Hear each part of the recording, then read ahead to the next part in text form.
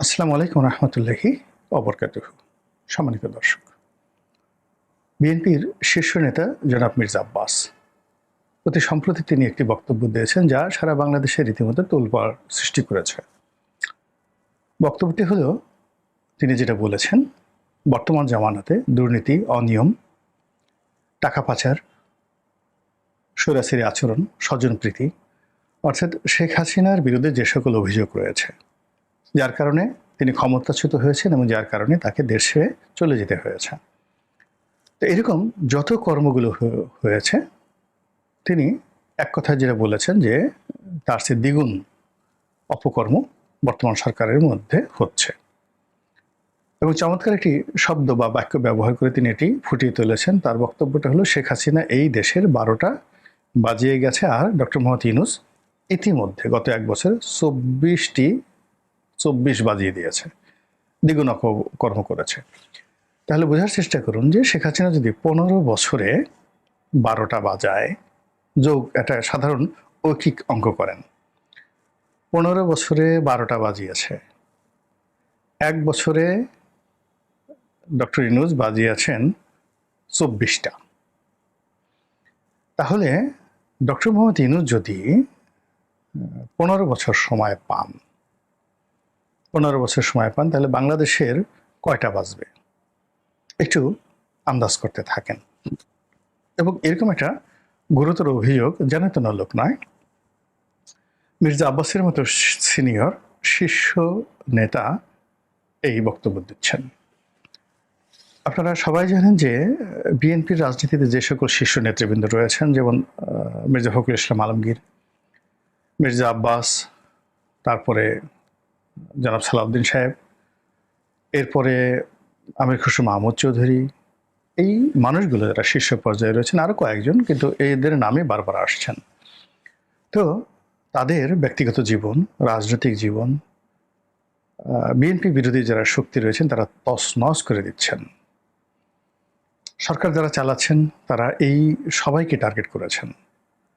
আবার সরকারের সঙ্গে আছেন যারা সাহায্যকারী, সরকারের তাবেদারও বলতে পারেন, অথবা তাদেরকে ডিফ্যাক্টো সরকার বলতে পারেন, বিএনপি বিরোধী বলতে পারেন। এইরকম পক্ষগুলো যারা সরকারের সঙ্গে সম্পৃক্ত, সেখানে এনসিপি বলেন, জামাত বলেন, অন্যান্য ছোট ছোট যে সকল দল রয়েছেন যারা তলে তলে সরকারের সঙ্গে আছেন, তারা চান যে ডক্টর মোহাম্মদ ইউনূস ১০০০ বছর বাংলাদেশে থাকুন। তিনি প্রতি বছর বাংলাদেশে একটা করে নোবেল পুরস্কার নিয়ে আসুন। তারা চাচ্ছেন যে তিনি প্রতি মাসে বিদেশে যান এবং প্রতি মাসে বিদেশে গিয়ে ২-৩টি ডক্টরেট ডিগ্রি বাংলাদেশে নিয়ে আসেন। তো এই রকম যারা ডক্টর মোহাম্মদ ইউনূসের কল্যাণ কামনা করছেন, তার দীর্ঘায়ু কামনা করছেন, তার সফলতা কামনা করছেন, তাদের দুই চক্ষের শুল হলো এক নম্বরে তারেক রহমান। তারা তারেক রহমানকে দেখলেই তাদের ঘুম হারাম হয়ে যায়।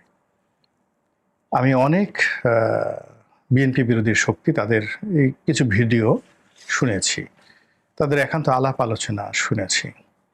তারা তারেক রহমান সাহেবের নামও শুনতে পারেন না, তার চেহারাও দেখতে পারেন না। যদি সামাজিক মাধ্যমে তারেক রহমান সাহেবের কোনো বক্তব্য তারা শুনেন, কোনো কথা শুনেন, তাহলে তারা রীতিমতো অস্থির হয়ে যান, পাগল হয়ে যান, অ্যালার্জি এসে যায় শরীরে। এবং অনেকে বলেন যে আমাকে মেডিটেশন করতে হয়। এতটা বিরক্তি লাগে যে তার কথা শুনলে, তার চেহারা দেখলে আমাকে মেডিটেশন করে, যোগ ব্যায়াম করে এই মন থেকে তারেক রহমানের কথা, বক্তব্য, চেহারা, এগুলো আমাকে মুছে দেওয়ার জন্য কষ্ট করতে হয়।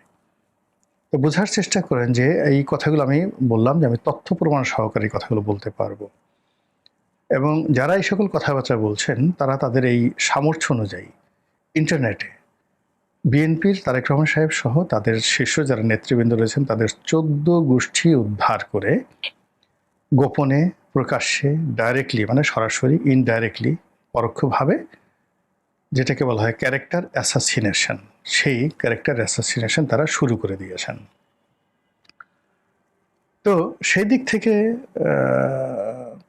মির্জা আব্বাস, যেহেতু তিনি বিএনপির একজন ডিফ্যাক্টো ক্ষমতাধর ব্যক্তি, তার প্রতিও বিএনপি বিরোধী শক্তির আক্রমণ চরমে।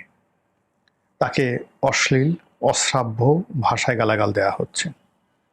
আমেরিকা থেকে, প্যারিস থেকে, লন্ডন থেকে, নিউ ইয়র্ক থেকে, ওয়াশিংটন থেকে, মালয়েশিয়া থেকে, তারপরে মসজিদ থেকে, মাদ্রাসা থেকে, রাজপথ থেকে তাকে, তার স্ত্রীকে, তার 14 গোষ্ঠীকে মানে চাঁদাবাজ বানানোর জন্য, দুর্নীতিবাজ বানানোর জন্য, মানে অশিক্ষিত নানা রকম কথাবার্তা বলে এই ভদ্রলোককে উত্তেজিত করার চেষ্টা করা হচ্ছে।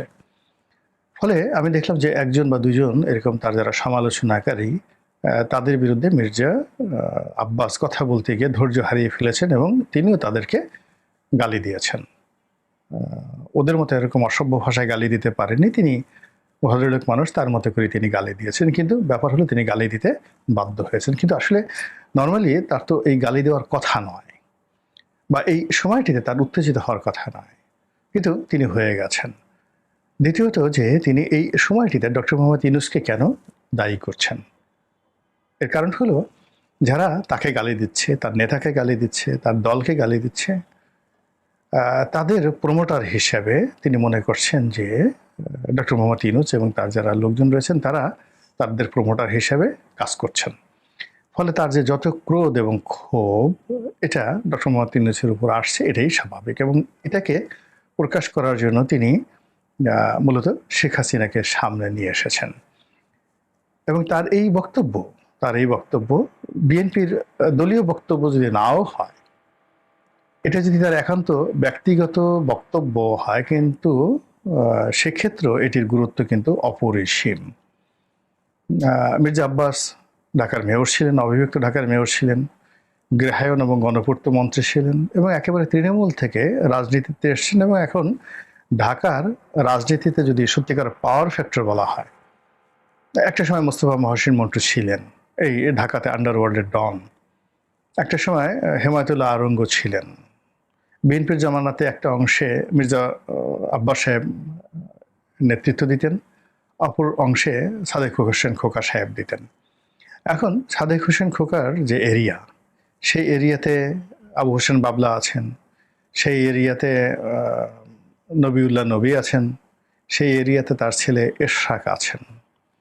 কিন্তু অন্যদিকে মির্জা আব্বাসের যে এলাকা, সেই এলাকাতে তিনি ডন, তার প্রতিদ্বন্দ্বী নেই, তাকে চ্যালেঞ্জ জানানোর মতো কোনো নেতা এখানে নেই। ফলে তিনি পুরো একেবারে ঢাকা উত্তর সিটি কর্পোরেশনের একটা বিরাট অংশ, গুলশান, বনানী, বাড্ডা, এই অংশ, আবার এদিকে মতিঝিল, পুরানা পল্টন, যেখানে বিএনপির অফিস থেকে শুরু করে মালিবাগ, কাকরাইল, মানে তেজগাঁ, তারপরে শেষে যদি আপনি চিন্তা করেন যে ঢাকা বিশ্ববিদ্যালয় এলাকা, শাহবাগ এবং ধানমন্ডির একটা বিরাট অংশ, এটাও তার প্রত্যক্ষ কর্তৃত্বে রয়েছে। ধানমন্ডির কলাবাগান পার হয়ে সেখানে হয়তো ছোট পাতি নেতারা আছেন, কিন্তু তারা মির্জা আব্বাসের নেতৃত্বকে চ্যালেঞ্জ করেন না। আর ওখানে ওই যে ফুটবলার যে আমিনুল এখন ধরুন সে মিরপুর এলাকাতে, সেখানে সবকিছু আমিনুলের নেতৃত্বে সবকিছু হচ্ছে। কিন্তু আমিনুলের নেতৃত্বে হলেও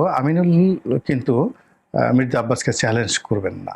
আবার এখানে নবিউল্লাহ নবী, এশরাক বা অন্যান্য যারা আছেন তারাও মির্জা আব্বাসকে অসম্মান করবেন না, বরং মির্জা আব্বাসের নেতৃত্ব, মুরব্বীপনা তারা মেনে নেবেন। ফলে কি হলো, এখন যদি বিএনপি রাজনীতিতে ঢাকা শহরের যাকে বলা হয় গডফাদার যদি ধরা হয়, তিনি মির্জা আব্বাস। তো সেই মির্জা আব্বাস যখন একটি কথা বলেন ডক্টর মোহাম্মদ ইউনূস সম্পর্কে, তার সরকার সম্পর্কে, এটার অনেক অনেক তাৎপর্য আছে। কিন্তু আমি সেই তাৎপর্য নিয়ে কথা বলবো না। আমি যেটা বলার চেষ্টা করব সেটা হলো, তিনি ডক্টর মোহাম্মদ ইউনূস এবং তার যারা লোকজন রয়েছে তাদেরকে উত্তেজিত করার জন্য শেখ হাসিনার নামটি উচ্চারণ করেছেন। এটি খুবই গুরুত্বপূর্ণ। শেখ হাসিনাকে 12 বলেছেন, তাকে 24 বলেছেন।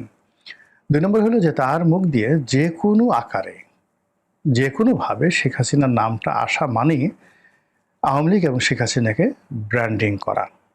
3 নম্বর হলো যে তিনি মূলত ডক্টর মোহাম্মদ ইউনূসকে ধাক্কা দিয়ে শেখ হাসিনার জন্য, আওয়ামী লীগের জন্য যে স্পেস করে দিলেন, জায়গা করে দিলেন, সেই জায়গায় আওয়ামী লীগের লোকজন হুড় হুড় করে ঢুকে পড়বে।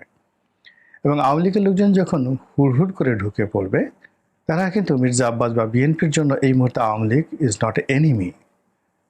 তারা যে কাজটি করবে সেটি হলো জামাত, এনসিপি, ডক্টর মোহাম্মদ ইউনূস, তাদের যারা লোকজন রয়েছে, তার সঙ্গে সঙ্গে যে সকল ছোট ছোট রাজনৈতিক দল যারা ক্যান্টনমেন্টে গিয়েছিল, ছোট ছোট রাজনৈতিক দল, বড় বড় মানুষ, ছোট ছোট রাজনৈতিক দলের লম্বা লম্বা কতগুলো নেতা আছে, খুব জোরে জোরে কথা বলে, গলা লম্বা, এইগুলো মোটামুটি আওয়ামী লীগের টার্গেটেড শত্রু।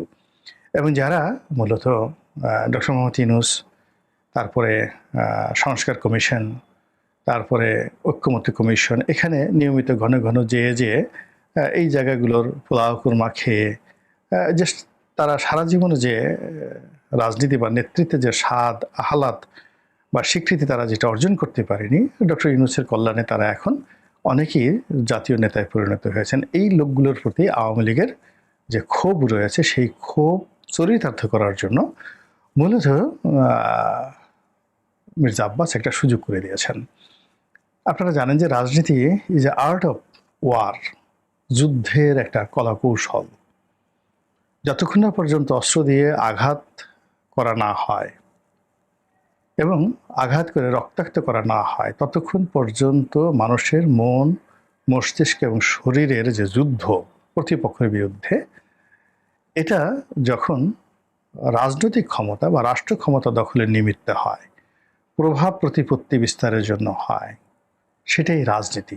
ফলে রাজনীতি কোনো অংশেই যুদ্ধের চেয়ে কম ভয়াবহ নয়। এবং সেই রাজনীতির একজন গডফাদার, একজন ডন, একজন অভিজ্ঞ মানুষ, একজন বস, তিনি যখন শেখ হাসিনার নাম নেন, তিনি যখন ডক্টর মোহাম্মদ ইউনূসকে 24 গুণ বানিয়ে দেন, সরকারকে 24 গুণ বানিয়ে দেন, এর মধ্যে রাজনীতির অনেক অনেক হিসাব রয়েছে। এবং সেই হিসাব যদি বিএনপি করতে পারে, জামাত করতে পারে, ডক্টর মোহাম্মদ ইউনূস করতে পারে, তুলনামূলকভাবে ক্ষয়ক্ষতি কম হবে। আদারওয়াইজ কী যে হবে একমাত্র আল্লাহ জানেন। মহান আল্লাহ আমাদের সবাইকে হেদায়েত দান করুন এবং হেফাজত করুন। আসসালামু আলাইকুম রহমতুল্লাহি ওয়া বারাকাতুহু।